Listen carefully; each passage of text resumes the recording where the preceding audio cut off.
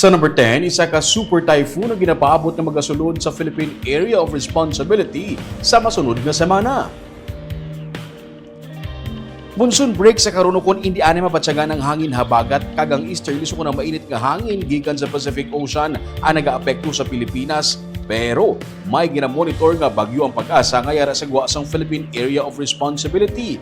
Ini ang bagyo nga may international name nga Bavi. Pero kung magsulod na sa PAR, pagkatawagon ini nga Inday, kag ikasyam nga bagyo nga magasulod sa Pilipinas.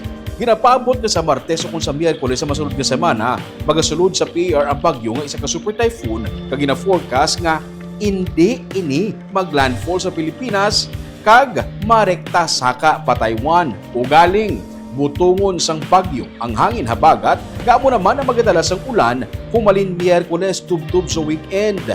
Padayon lang sa pagmonitor sa lakat sa panahon kay mahimo maglain pa ang rota sang sini nga bagyo.